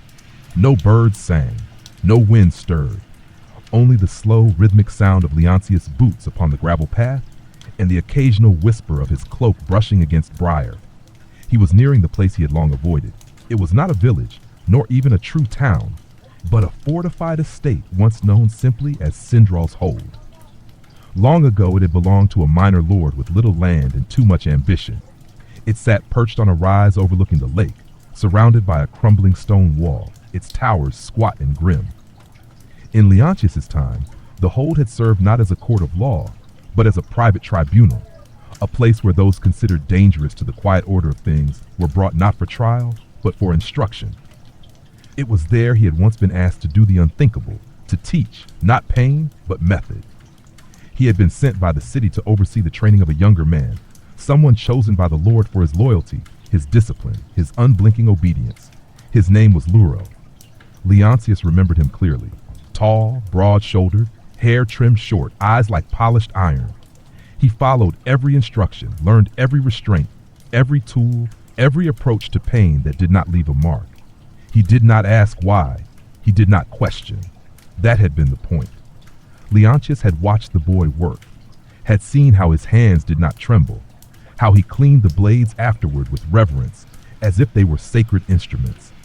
At night, Leontius had walked the stone corridors of the hold, unable to sleep, his reflection flickering in torches as he passed, a man hollowed by a craft he had never wished to perfect.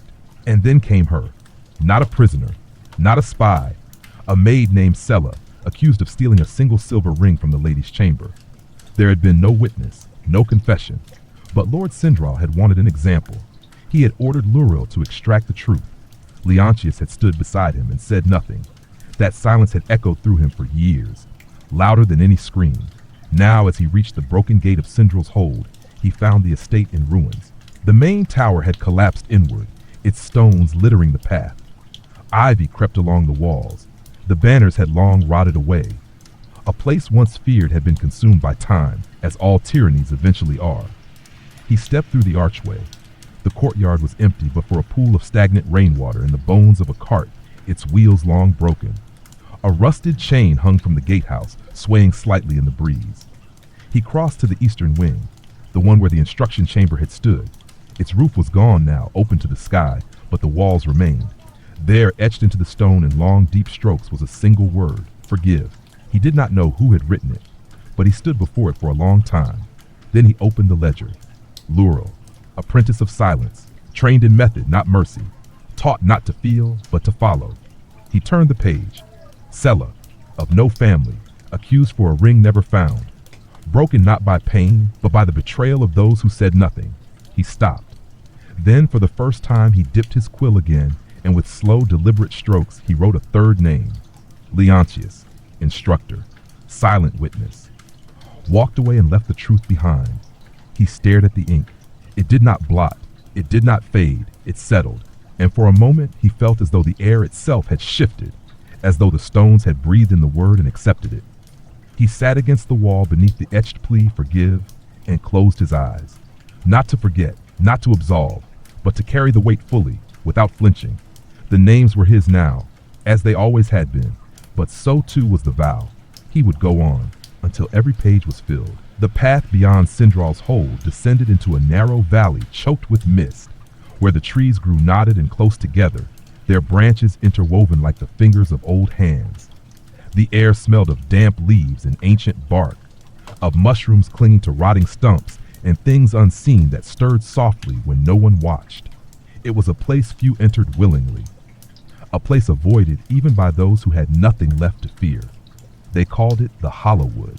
In his years of wandering, Leontius had heard the name spoken rarely, and always with a pause. It was not marked on maps. No road claimed it. But it lived in the margins of travelers' tales, in the trembling recollections of the old.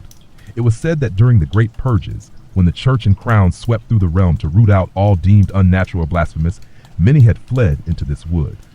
Healers, seers, dreamers, the wrong kind of believers. And some, it was said, had never left. He did not come seeking them.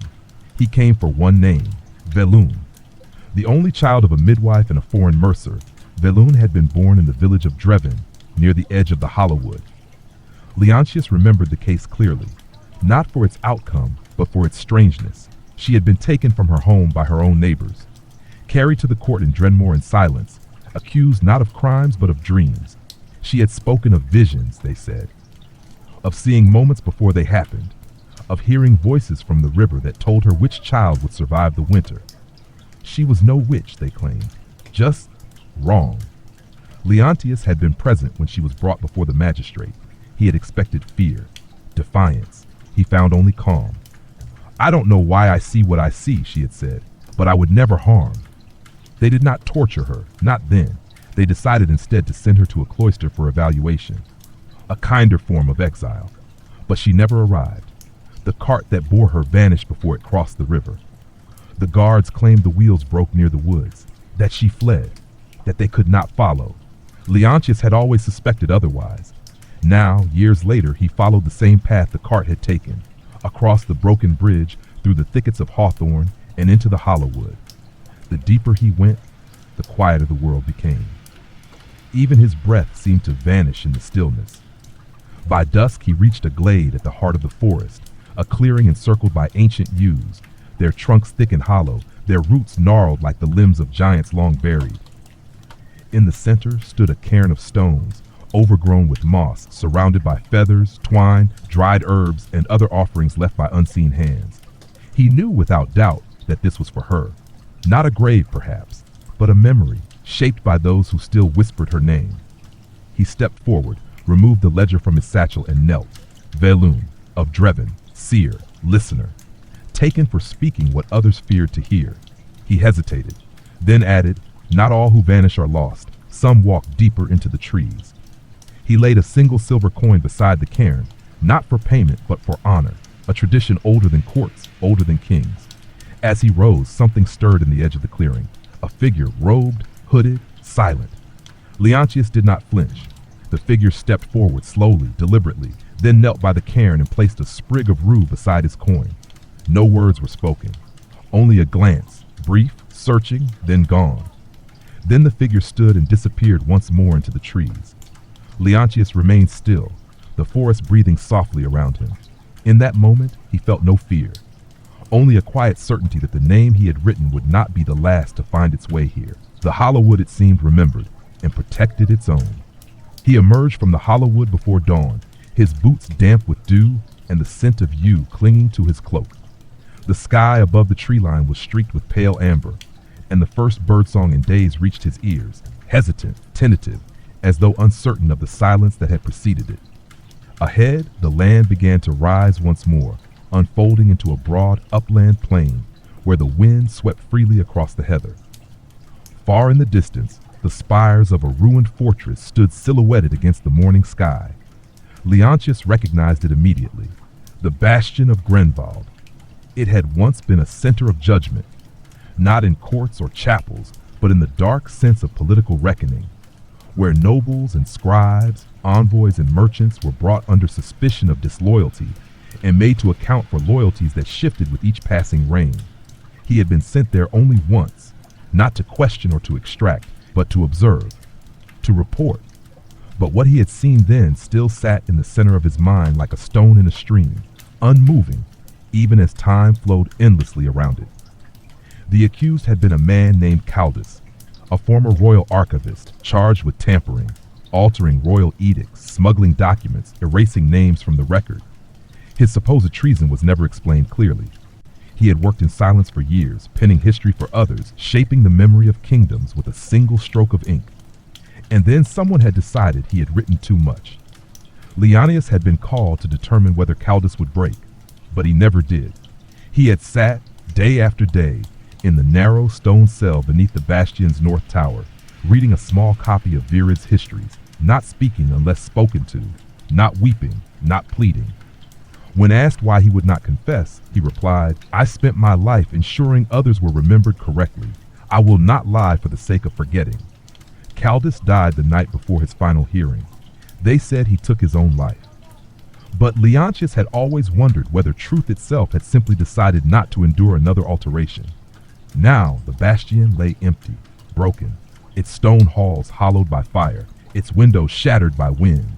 The records chamber where Leontius once stood was gone.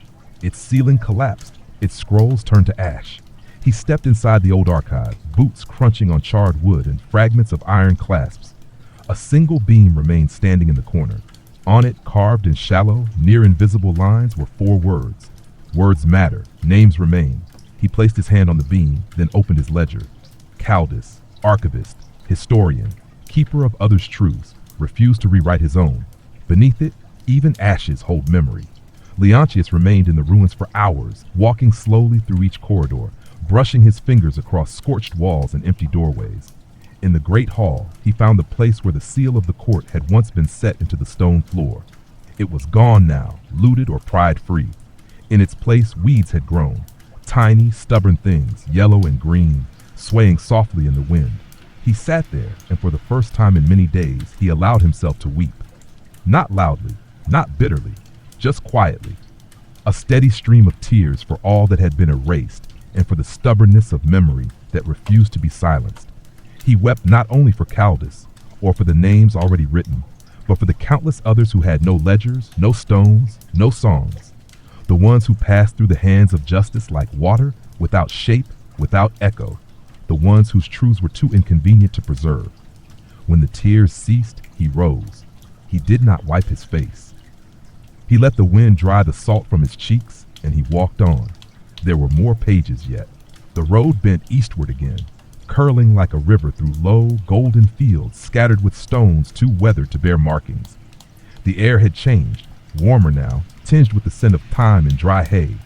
The breeze no longer whispered secrets. It simply passed by, carrying with it the stillness of late summer. Leontius walked with steadier steps, the ledger tucked close beneath his arm, worn smooth now at the edges. The names within it grew heavier, not from weight, but from the clarity they brought. Each one had begun as a shadow, a fleeting recollection, a silence. Now they lived in ink, in pages that remembered what no court had bothered to preserve. But one name had always waited at the edge of his thoughts, patient and cold. Not a person, a place. He came to it on the afternoon of the third day, a stone-walled town crouched atop a rise, its red roofs dappled with moss, its gatehouse carved with a crest now half chiseled away. The people here did not look up as he passed. They moved about their errands as if the road were empty, their faces marked by the kind of discipline born not of habit, but of careful forgetting. This was Grievenhold, a name once whispered in halls of judgment, always with a pause. It had not housed a great prison or tribunal. Its crime was subtler. Here, the practice of turning had taken root, a method used quietly, unofficially, to remake the accused through isolation and suggestion. Not pain, not chains, but stories. Lies repeated until truth bent under their weight. Leontius had never worked here, but once he had sent someone here. Her name had been Dorel. She was a novice of the court, a record keeper like he had once been, before the chambers. Young, bright, too curious. She had come to him one night with questions about inconsistencies in the records, about people listed in one book and absent in another. She had spoken the names aloud, names he recognized, names he had written. He told her to stop. She didn't. When she presented her notes to the chief bailiff, the court chose a quiet path. She wasn't accused, she wasn't tried, she was reassigned to Grievenhold. At the time, Leontius had convinced himself it was better than worse fates. She would be safe, chained perhaps, but alive. He had believed that was enough. Now, as he passed through the crooked lanes of the town, he searched for signs, a name, a look, a trace of the girl who once dared to ask questions. He came at last to a narrow stone building, its windows shuttered, a rusted sign above the door, School of Records. Inside, dust lay thick on the floors. Shelves sagged with old books no one had touched in years. A single chair remained behind a long desk, carved with ink wells and old stains. On the wall behind it hung a map of the kingdom, outdated, faded, corners curled from damp. And beside it, a small square of paper tacked to the wall. A name. Dorel, written in careful script. Below it a short list, birth date, assignment, reassignment, and a final note, position suspended, no further record. Leontius stared at the words until the lines blurred. He sat at the desk, opened the ledger, and began to write. Dorel, of the court, questioned what others forgot, reassigned, not for failure, but for clarity, lost to the shape of silence. He pressed the quill harder than usual. The ink bled slightly. Then he wrote, "She tried to remember what we chose to forget." He sat there until the light outside dimmed, casting long shadows through the slats in the shutters.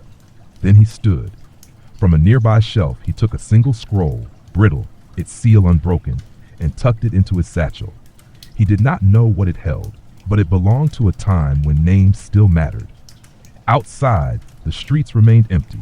No one watched as he left the school. As he passed the gate, he turned not to say farewell, but to mark the moment.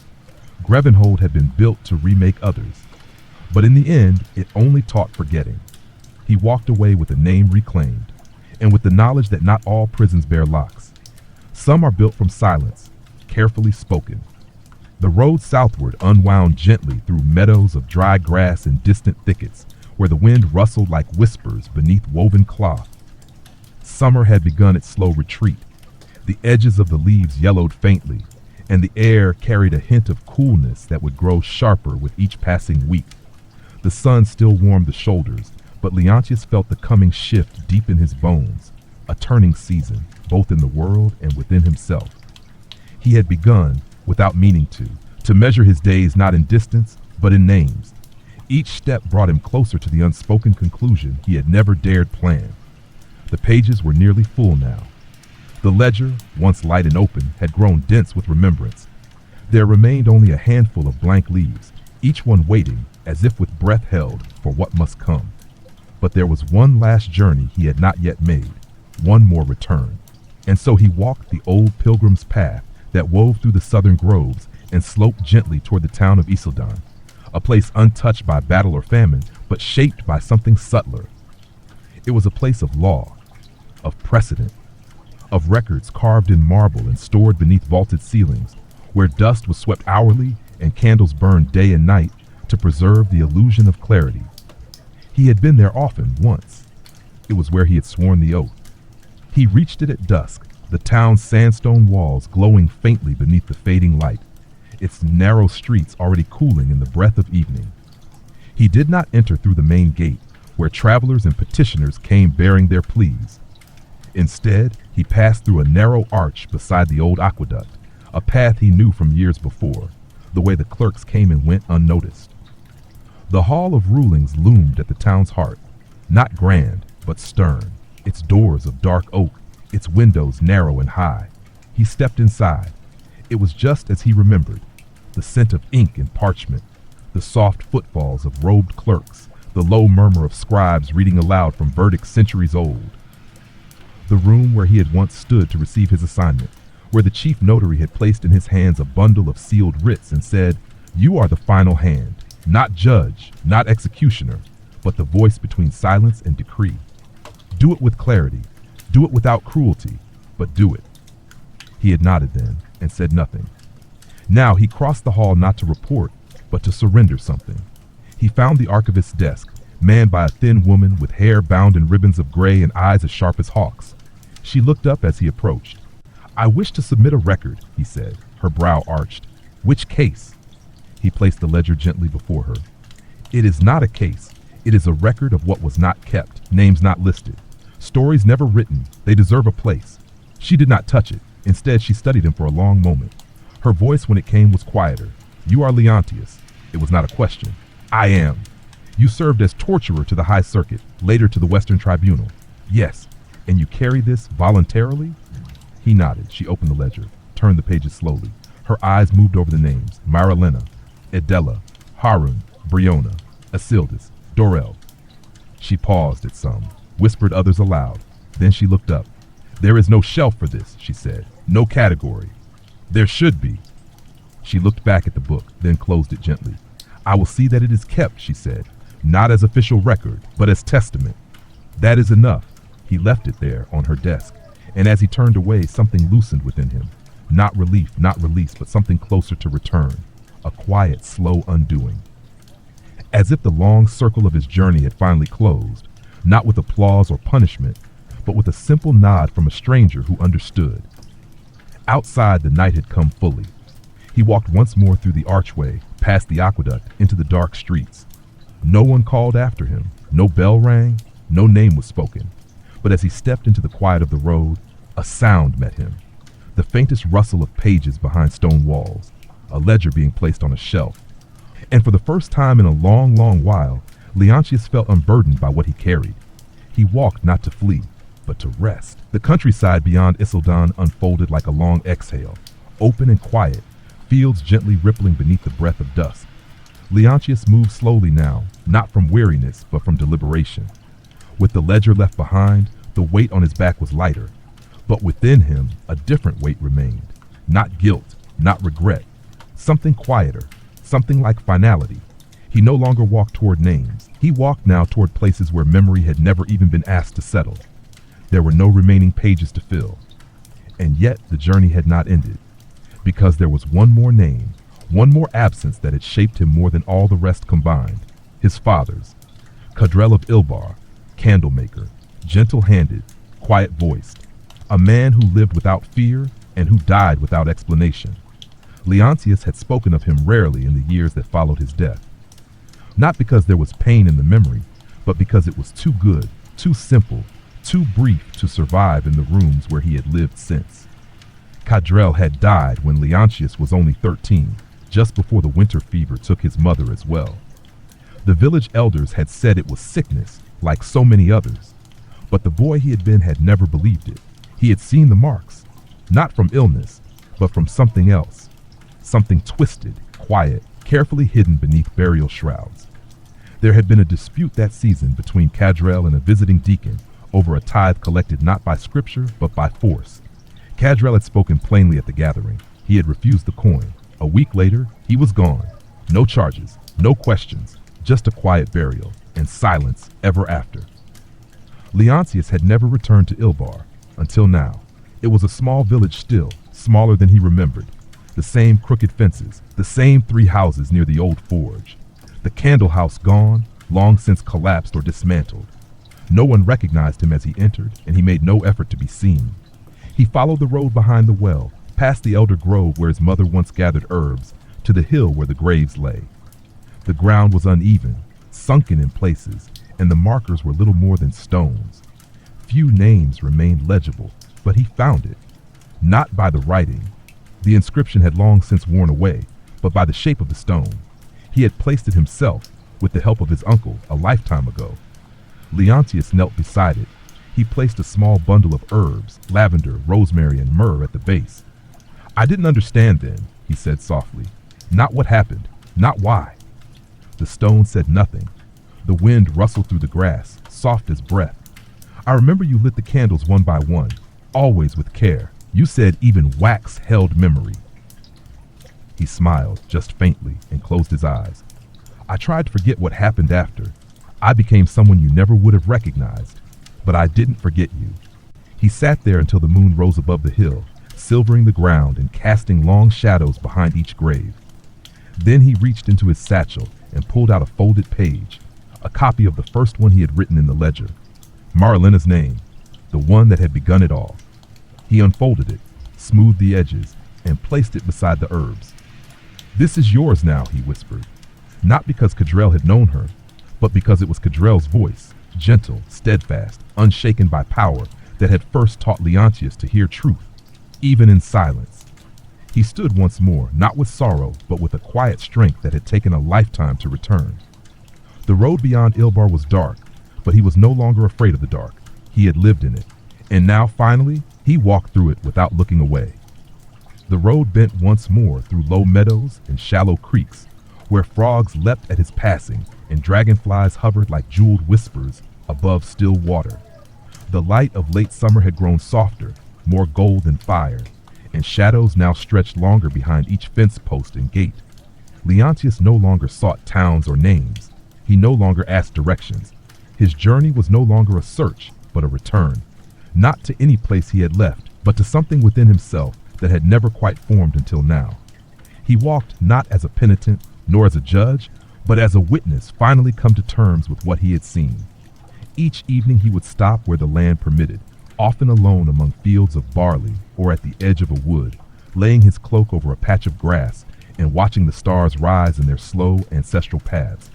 His dreams were quieter now, no longer broken by cries or metal doors. Instead, they held voices, familiar, calm, sometimes singing, sometimes whispering. One such evening, as he camped beneath an elm near a crumbling milestone, he heard footsteps along the path. Not hurried, not cautious, just present. A traveler came into view, a woman, cloaked, middle-aged, with a pack at her back and a lute strapped across it. She paused when she saw him, but did not shy away. "Evening," she said simply. He nodded. "The fire's warm." She joined him, setting down her pack and unstrapping the lute without ceremony. "You don't seem like a man who minds silence," she said, settling herself beside him.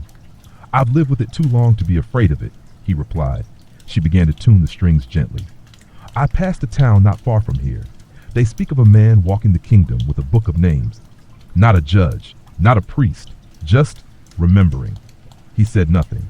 She strummed a low chord, then another. "They say some leave their own names in it, that he doesn't ask but listens, that he never writes without knowing." Still he remained quiet, but his eyes watched the firelight dance across her hands. "I've no name to give," she said softly, "but I knew one of the names you carry. I was a child. She was our nursemaid. Her name was Briona." Leontius looked at her. "She never hurt anyone," the woman continued. "She used to sit in the orchard and hum to us. Not songs with words, just music, like the wind through leaves. One day she was gone. They told us she'd gone to the city to learn medicine, but I heard the truth later." "I remember her," Leontius said quietly. "She never spoke, but she stayed." The woman nodded. "I've been singing ever since, not for coin, for memory. Some songs mustn't be lost." She played then, a quiet, circling tune with no sharp corners. A song that could rest easily in the branches of old trees or drift down hallways without disturbing the dust. And Leontius listened. When she finished, she did not speak again. She simply reached into her cloak and drew forth a narrow strip of parchment, rolled and tied with twine. She offered it to him. He accepted it without question. "For the fire or the record," she said. "Either is right." She slept beside the coals, wrapped in a thin blanket, her lute cradled close like a child. In the morning, she was gone before he woke, leaving no trace but the parchment and a lingering note in the air, like the final breath of a memory not yet ready to leave. He unrolled the parchment. It was not a name. It was a story, a single page, handwritten in a looping hand, telling of a town that once shunned a midwife for dreaming too vividly, and a child who remembered her kindness and told her story to travelers on the road. He folded the page and tucked it inside his cloak. The ledger may have been full, but memory, it seemed, had no such limit. He rose and continued walking, not to collect, but to carry, to be the breath that passed between silence and song. The road curved gently through the hills, tracing the folds of the land like a seam in an old cloak. Above, the clouds drifted slow and silver across a blue too pale to call bright, and beneath them the heather began to bloom, its violet hue softening the world's rougher edges. Leontius moved quietly now, his steps not heavy, but deliberate, the way a scribe's hand pauses before the final line of a letter. Though the ledger no longer rode with him, its pages had not left him.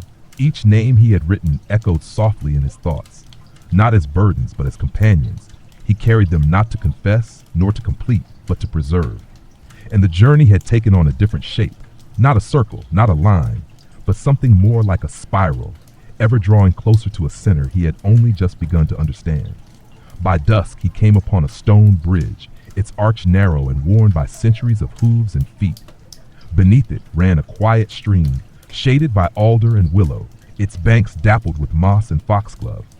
Beyond the bridge stood a single cottage, half swallowed by ivy, its chimney releasing a thin stream of smoke that curled gently into the evening air.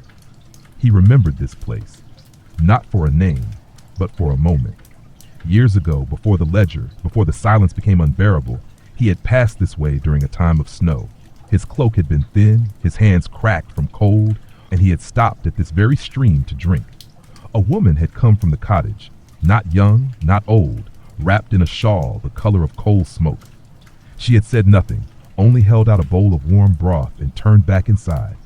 He had never thanked her. Now he approached the door and knocked gently. It opened after a long pause. The same woman stood there, her hair more gray, her back slightly more bent, but her eyes unchanged. "I remember you," she said, as if the years had been no more than a season. "You never spoke." "I didn't know how," Leontius replied. She stepped aside.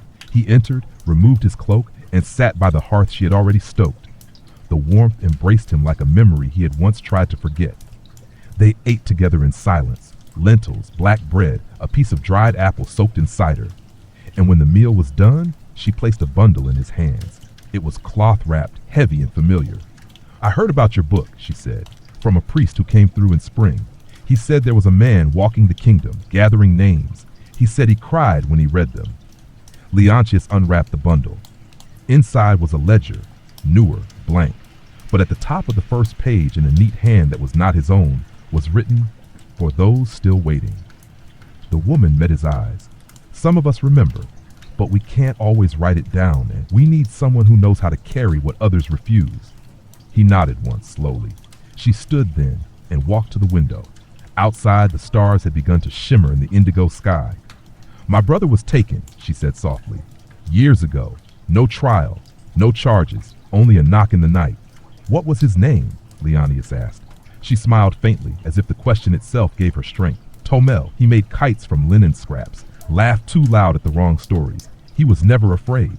He opened the new ledger, picked up a quill from the side table, and wrote, "Tomel, kite maker, laughed without permission.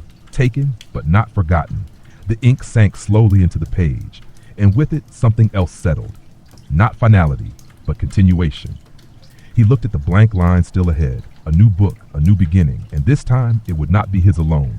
Morning came gently to the edge of the stream, carried in on the hush of mist and the low call of doves from the willow branches. Leontius stepped outside the cottage into the cool light, the new ledger held close against his chest. The door behind him closed softly, and though the woman within did not speak again, he knew she would remember his steps long after they faded from the path. He crossed the old stone bridge without looking back. The world beyond stretched golden with early sun, dew glittering on the tall grass, every leaf touched by quiet light. He followed no road now, only a direction, forward, into the fields, past rows of poplars, beneath open sky. His steps were slower than they had once been, but steadier. He no longer walked out of sorrow, nor guilt, nor burden. He walked now with purpose, with a name not yet written but always known, his own. By midday, he reached a rise overlooking a valley dotted with farms and orchards, and a small chapel resting at the heart of it all, whitewashed, simple, a bell hanging silent in its arch. He descended the hill, boots stirring the dust, and came to rest at the chapel gate. The door stood open. He stepped inside. It was empty, save for the scent of wax and wood smoke, and a table near the altar where parchment and ink waited, left as though for someone long expected. Leontius sat at the table and opened the ledger. He turned past the name of Tomel, past the blank pages that waited, and finally he turned to the back, to the very last leaf, smooth, untouched, reserved not by rule, but by instinct, and with a breath slow and deep, he began to write. Leontius of Ilbar, son of Cadrel, keeper of silence, bearer of memory, witness to pain and its ending. He paused, then continued. He believed that silence would protect, that duty required detachment. But in remembering the broken, he learned the shape of mercy. He left the chamber, he chose the road. He listened when others would not, and in the names of the forgotten, he found his own again. He set down the quill. The chapel was quiet, save for the birds beyond its walls, and in that stillness he bowed his head. Not in shame, not in grief, but in peace. The book remained open on the table, the ink still drying in the morning light. He rose, wrapped his cloak around his shoulders, and stepped once more into the open air, not to wander, not to forget, but to carry forward, with no burden, with no ledger, with no past left to bury, only a life still quietly unwinding, still naming, still listening, still remembering.